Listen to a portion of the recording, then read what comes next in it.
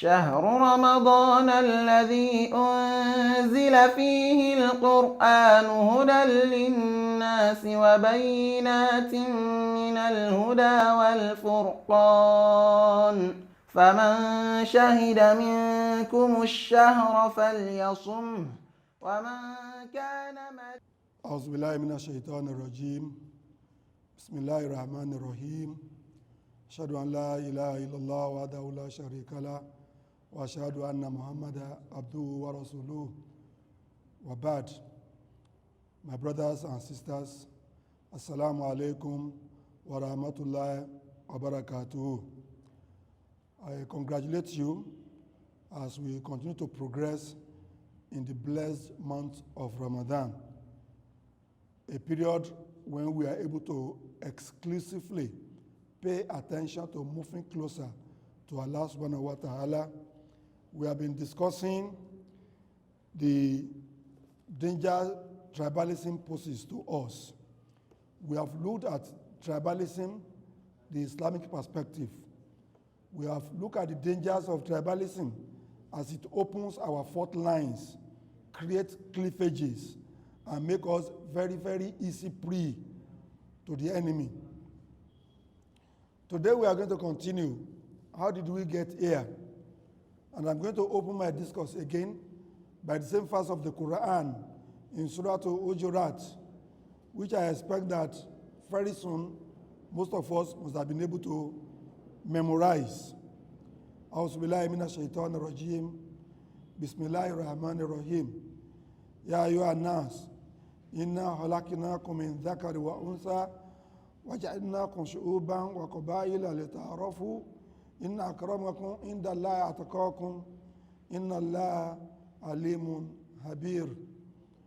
O mankind, Allah calls all of us, not just the Muslims. We created you all from a single pair of a male and a female, that is Adam and Hawa, and made you into nations and tribes. You can be Yoruba, Fulani, Efiki, Udoma, and so on and so forth. What is the essence? That ye may know each other.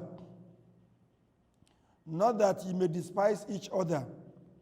Verily, the most honored of you in the sight of Allah is he who is most righteous of you, and Allah has full knowledge and is well acquainted with all things.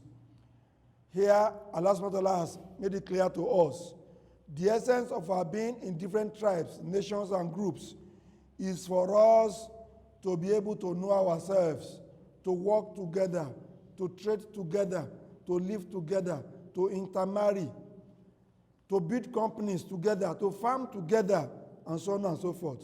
But what do we have today? Allah says, "Lita'arafu," so that you may know yourselves, understand yourselves, and work together, not that you may despise yourself. But what is happening today is that we actually despise ourselves.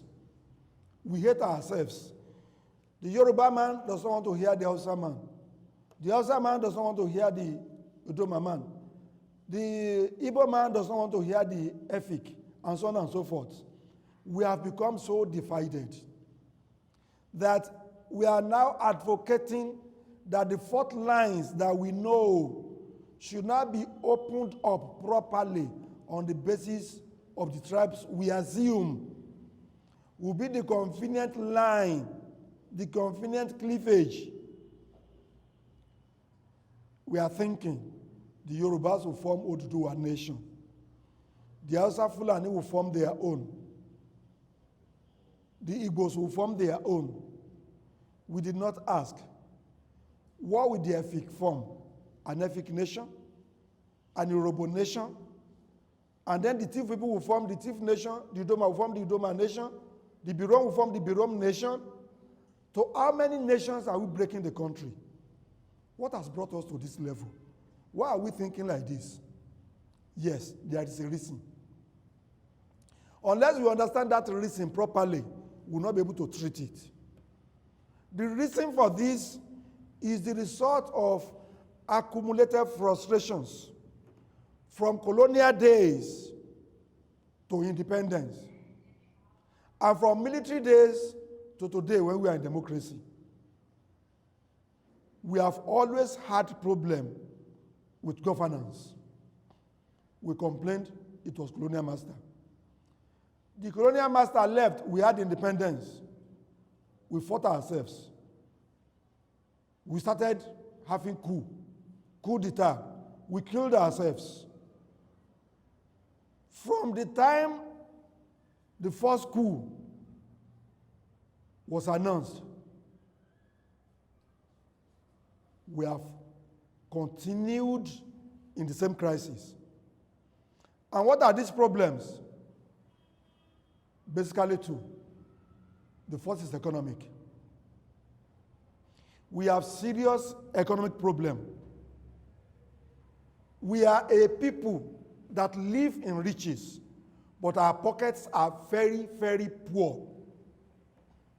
We see our colleagues celebrating riches, but majority of people have to queue at their doors, have to beg them to get sustenance. The few rich will afford anything. Just mention it. They buy cars, they buy houses, they buy land, they buy helicopter. While the poor cannot even afford to ride a motorbike. Even a bicycle is difficult. When situations continue like this, emotions are pent up. And automatically, the other side of love is hatred. Because when that emotion pents up and reaches up to the ceiling, in desperation, you cannot escape, you can go nowhere. You start to hate the situation. From hating the situation, you start to hate the people. And unfortunately, some people just come and take over your thinking. Your problem has been created by the Hausas, by the Fulanis, by the Yorubas, by the Igbos. And then you accept that from them. You become their foot soldier and you start fighting. This is wrong. Yes, we have economic problem. We have our challenges. We have petroleum in large quantity. We built refineries that are no longer operating. Yet we have had government over the years. The turnaround maintenance required by our refineries were not carried out. Today we don't trust our own products. I remember visiting our free trade zone in Calabar, and I saw a factory where shirts were being produced. Very good ones. But there was a problem. The manager told me, look at the label on this shirt. The label was FRN. That should translate to Federal Republic of Nigeria. Very good. I was very happy. The manager laughed. Said, no, it's actually Federal Republic of Nigeria. But Nigerians patronize this because when they see FRN, they think it is from France. If they are to know that this is a Nigerian product, they will not buy. They will not patronize, they will not buy. That is the situation we find ourselves. That's the reality we are facing. Is that correct? It is not.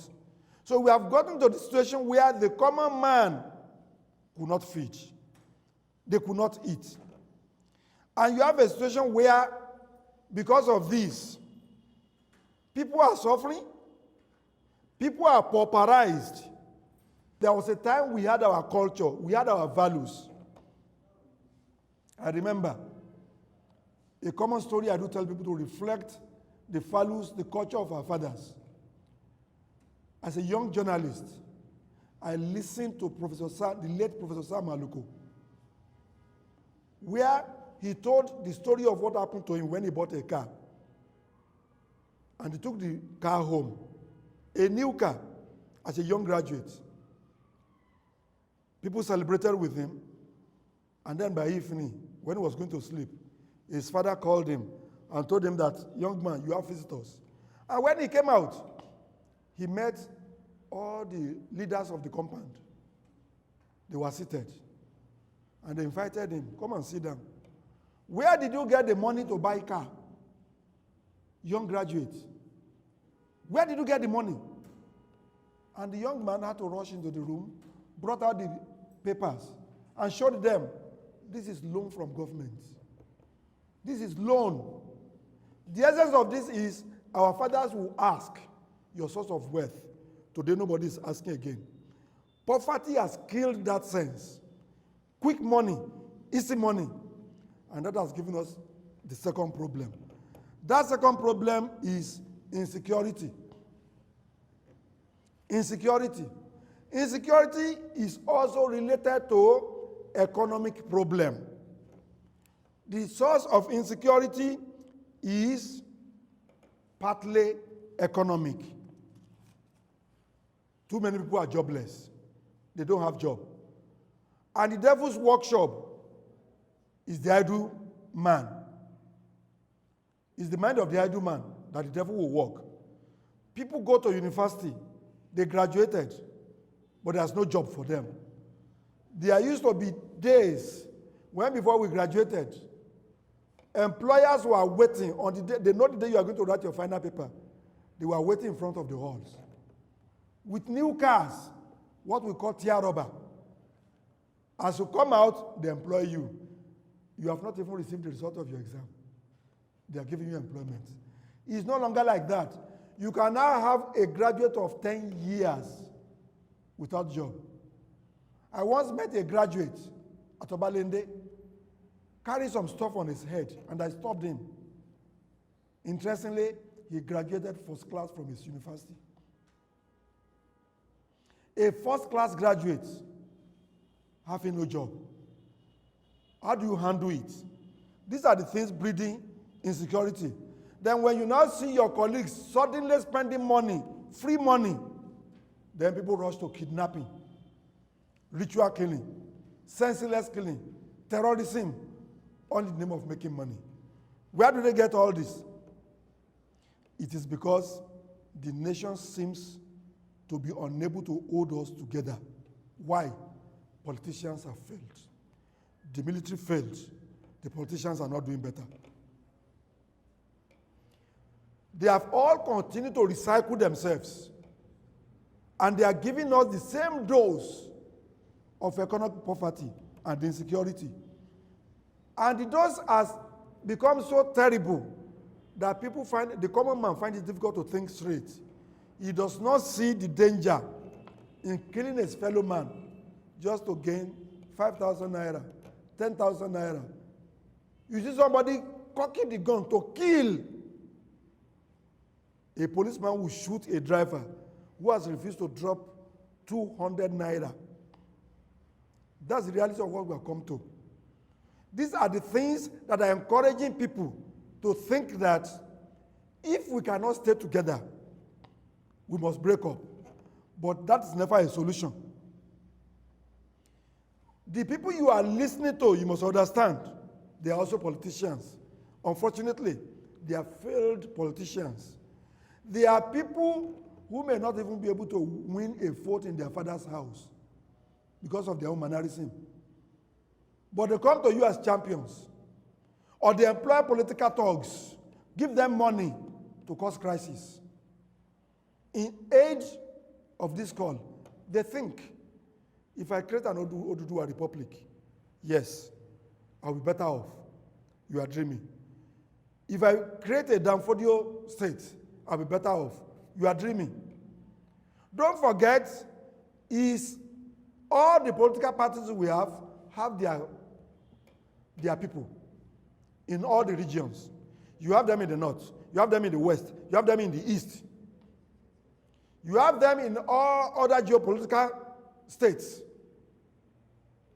Whether you talk of South-South, North-Central, you have all the political parties there. If you zero yourself on the Southwest, for example, Afenifere will not work with some people. Where do you go when you create Oduduwa state? You force them to become together? No. You have only brought the problem closer home. We must not allow the failure of the politicians to take away our brain. These politicians and their thugs, they are willing to pull the roof down on our heads because they have lost out. It does not mean that they are going to win in their self-proclaimed enclaves. They may still be losers. What we should all now struggle for is to seek for good governance, to ensure that the people we send forth, the people we ask to represent us, are people who will speak for us, are people who will represent us, are people who will look at our mind, understand our cry, know where the shoe is paining us. But for as long as you vote based on a dollar of 2,000 naira, 5,000 naira, or even in some cases 50,000 naira, then we'll continue to get this. Even when you get to your enclave, when you create it, if you continue to vote for people based on what they give you, you must know that they are quickly going back to recoup. And in that situation, they cannot even remember your interest. So instead of calling for us to break it up, no, let us all work together, to build it together, to make it work. Let us stop putting people who do not have our interest. Let us ensure that we put people who have our interests in their mind. Assalamu alaikum wa rahmatullahi wa barakatuh.